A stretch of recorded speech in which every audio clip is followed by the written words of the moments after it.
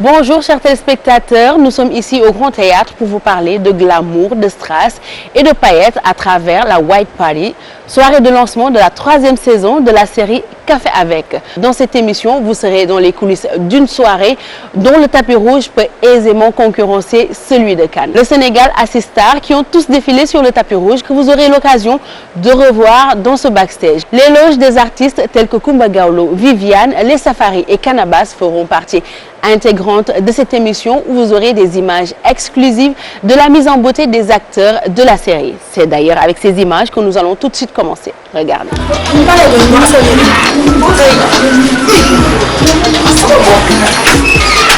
Salam alaikum.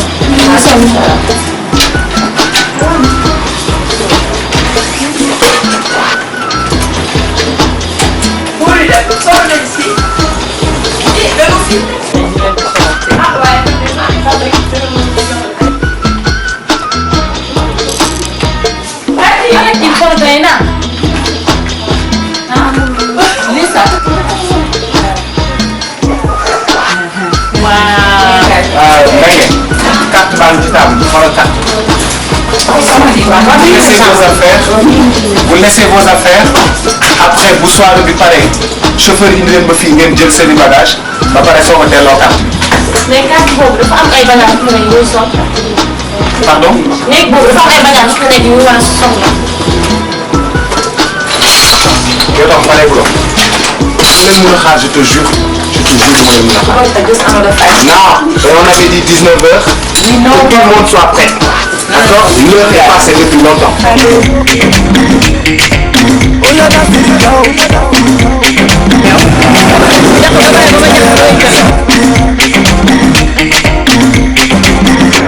All the girls they love Galala, all the students don't pass Kasala, all the dancing don't do Shakara.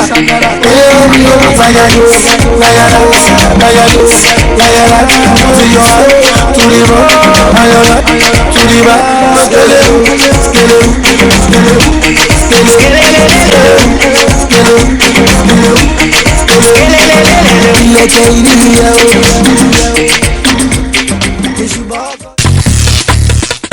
Blanc, blanc cassé, blanc de lait, blanc argent, blanc lunaire. Le blanc est porté sous toutes les coutures par les invités qui ont pris d'assaut le Grand Théâtre bien avant l'heure fixée par les organisateurs et à juste titre. Ils ne voulaient rien rater du tapis rouge qui précédait les festivités. Maintenant, retournons à l'hôtel pour voir où en sont les acteurs dans leur préparation.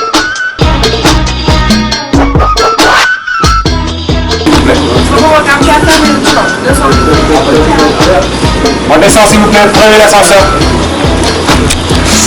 Prenez l'ascenseur.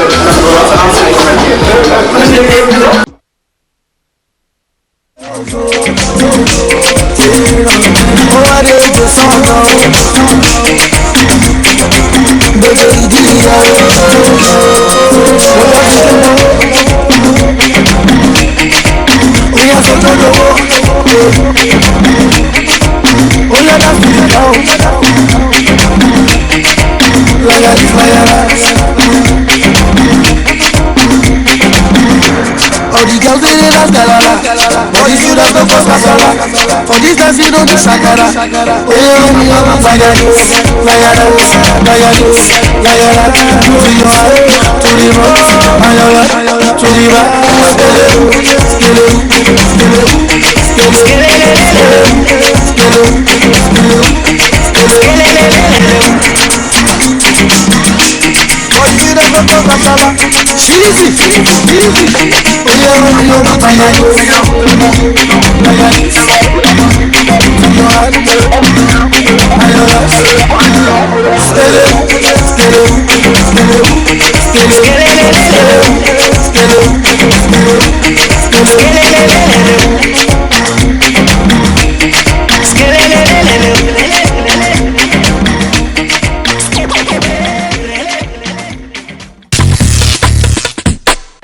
avez pu le voir, hormis les acteurs de la série, mannequins, politiciens, promoteurs de lutte, footballeurs, artistes, ils ont tous répondu présents à l'appel du glamour. Nous allons donc tout de suite les retrouver dans la salle pour assister à la prestation d'artistes comme Coumba Gawlo, Viviane, Canabasse et les Safaris, mais depuis les coulisses, bien sûr.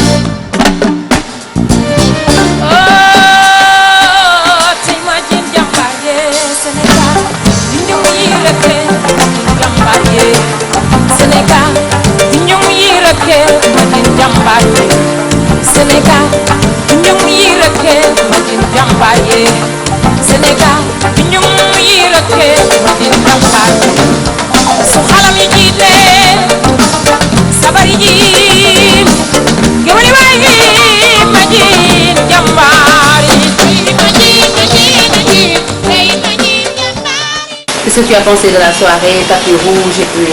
Ah, c'était magnifique, c'est une première. Je dirais même pas au Sénégal, mais en Afrique. Moi, je trouve que c'est une première en Afrique et il faut oser. Nous avons besoin de choses, d'événements de ce genre.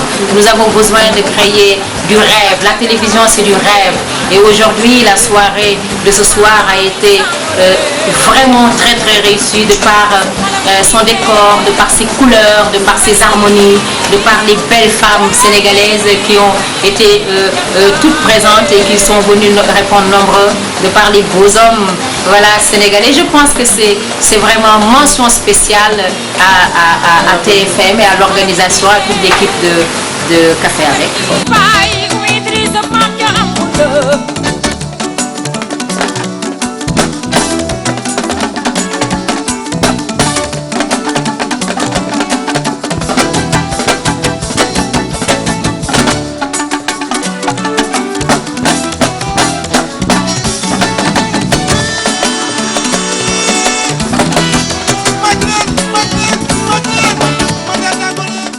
Alors Canabasse, aujourd'hui c'est la soirée de lancement de la 3e saison Café Avec. Est-ce qu'on peut savoir, connaître les raisons de votre présence ici ce soir? Oui, en fait d'ailleurs je fais partie de la série. Je joue mon rôle, je joue Canabasse dans la série. Et ce soir, je vais jouer Canabasse sur scène. C'est une belle expérience, ça change d'équipe parce que dans l'équipe il n'y a pas de... Tu parles pas, il n'y a pas ce jeu d'acteur que tu fais. Tandis que dans la série il y a des dialogues, tu vois, c'est une autre expérience pour moi, donc c'est très enrichissant. Moi j'ai pas trop l'habitude de sortir, mais aujourd'hui j'ai été ébahi par déjà tout ce qu'ils ont mis en jeu ce soir, le spectacle, TFM qui est là, le tapis rouge, tout, donc c'était assez nice.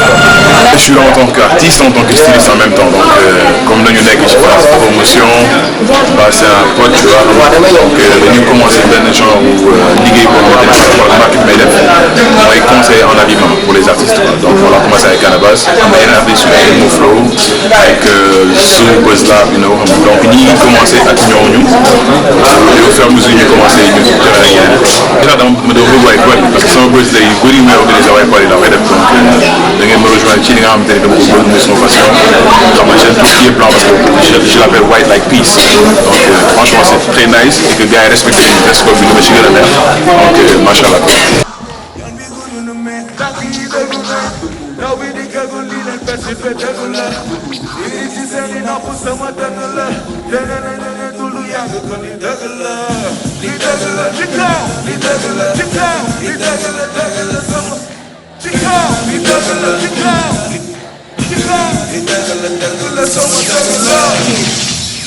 Est-ce que ça va? Vivi white pan lañ wax nga ñëw def noir nii. waaw mais xam nga white naa ba pare léegi il faut ñu def ci black. xam nga. man damay kontaan tout le temps di bokk ci li nga xam ne moom mooy jëmal kanam suñu dëkk muy Sénégal te ñun Sénégal rek la ñu am fu ñu dem si àddina bi Sénégal la ñuy tiitaroo.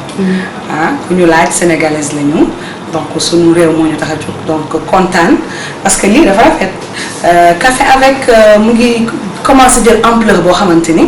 kenn xamul nu mu toll. mais li ngay joué sa rôle ci série bi est-ce que méttiwul na par rapport ak loolu. non méttiwul.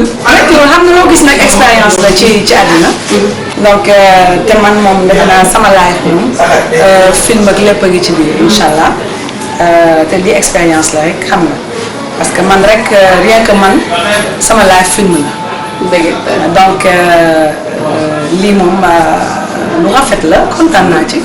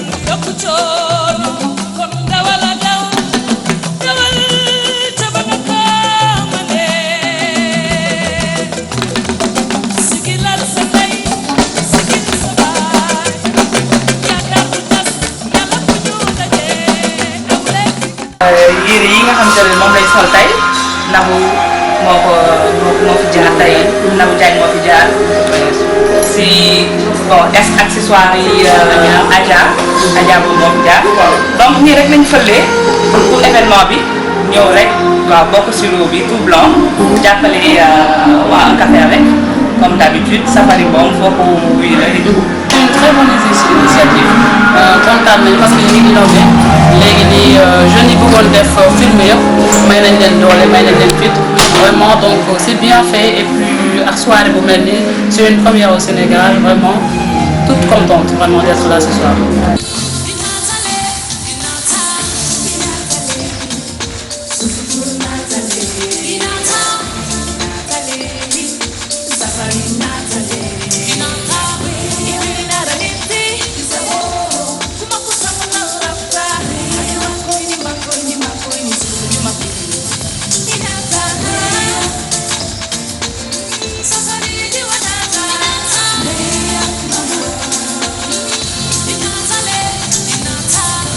La soirée a été magnifique parce que biñ duggee noonu la nuyoo dañ demee salle bi yàgg na donc ça fait toujours plaisir de voir des femmes très élégantes, des hommes en costard avec un papillon all in white like Bourse du ko waxee donc voilà ça a fait le choix pour bien participer à cet événement et voilà d'assister aussi à un public qui a été très réceptif donc ça s'est super bien passé. On entend Wally Seck chanter pendant l'interview des Safari. Normal, tout se passe dans les coulisses du Grand Théâtre. C'est d'ailleurs avec la prestation de Wally Seck que nous allons clore le chapitre artiste avant de vous plonger dans le noir total comme au cinéma pour vous permettre de suivre le premier épisode de la 3e saison de la série Café avec. Enfin, vous aurez juste quelques extraits entrecoupés d'interviews d'acteurs et l'interview interrompue de Boubacar Diallo qui n'a pas une minute à lui. Regarde.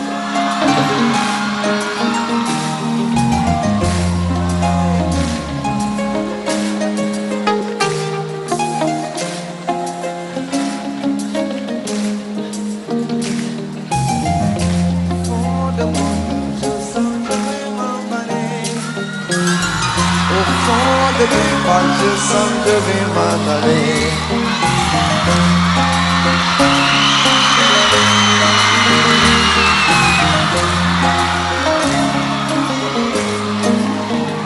Je sais pas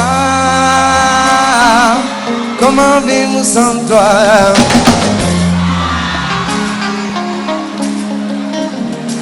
Je sais pas comment vivre sans toi.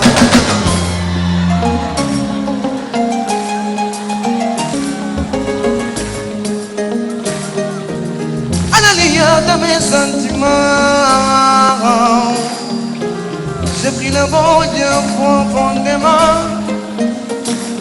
Qu'il ne silence et le fondé, tu confirmes ma Lisa.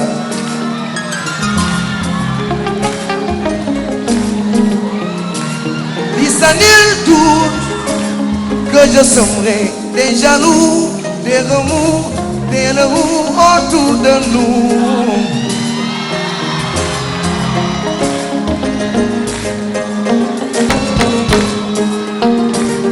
Je sais pas, Lisa, comment vivre sans toi.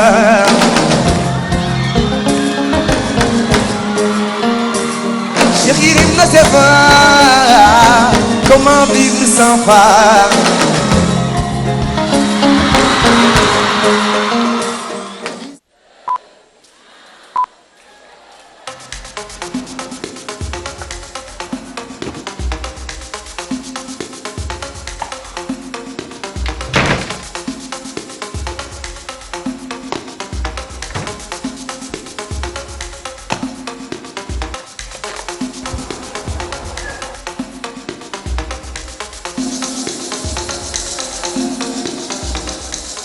waaw yow foo jëm. maa ngi dem benn rendez-vous bu urgent wax ak muy chef bi reporter le petit soo doon tiital nga ma. fan nga jëm laa la wax. may génn rek ma yàgg. génn. waaw dem fan. encore. su ma ñëwee dinaa la expliquer. yow daal ni nga ko jàppoo chaque jour nii rek nga ko jàppee su may wax nga naan ma ay demain dinaa la expliquer après demain waaye baax na di nga xam ne tey moom fii laay toog di la xaar duma sax tëdd nelaw di nga ma wax fan nga demoon. bi ma fi ñëwee nag dama kontaan trop c'est pas difficile aussi ndax yow xam nga difficile aussi dañ ma woo après ma ñëw waaw pour intégrer tamit parce que dafa facile parce que dafa nekk ñëpp ay famille lañ ñoo bokk ndey ñoo bokk baay pour ñëw fi c'est pas difficile. Loulou, comment tu vas?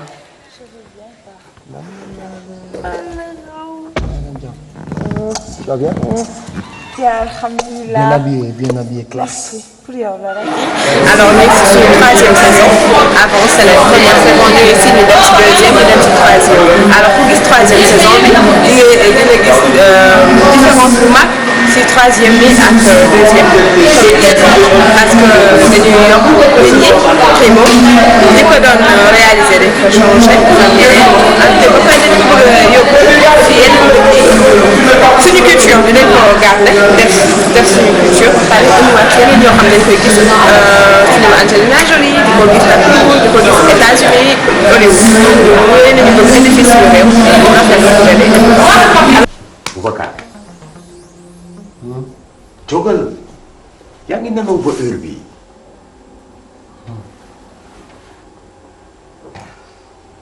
jógal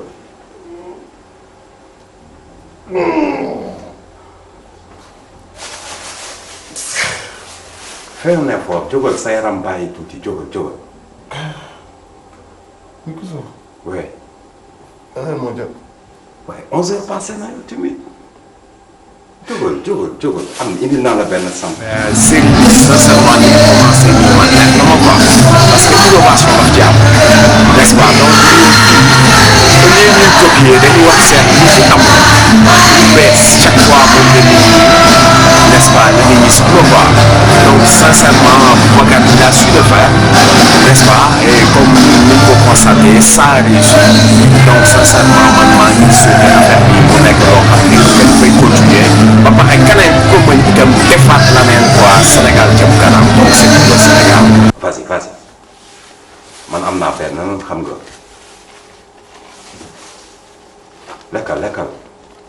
lekkal yëpp comme ça voilà ça va aller pour toi lekkal.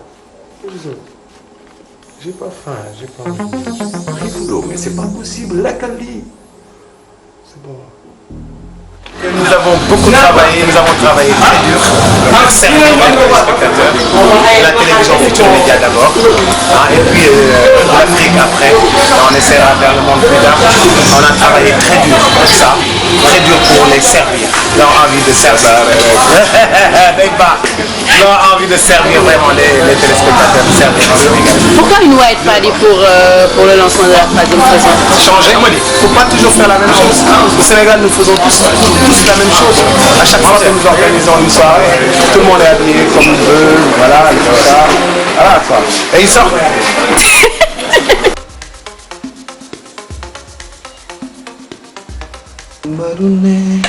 bébé foo nekkoon ba heure bi maa doon xaar ba léegi.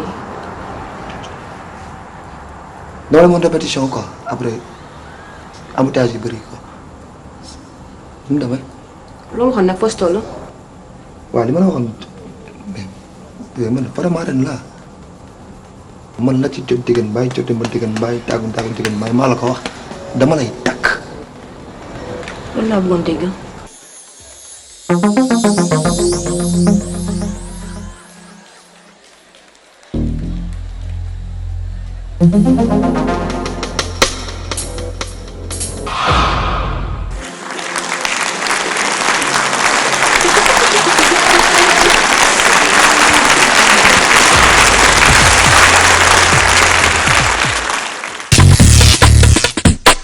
Voilà, chers téléspectateurs, c'était le backstage dédié à la White Party, soirée de lancement de la 3e saison de la série Un café avec. Rendez-vous dans 2 semaines dans un autre numéro de backstage, en espérant que vous avez adoré suivre celui-ci. Merci de nous avoir suivis, au revoir et bon week-end.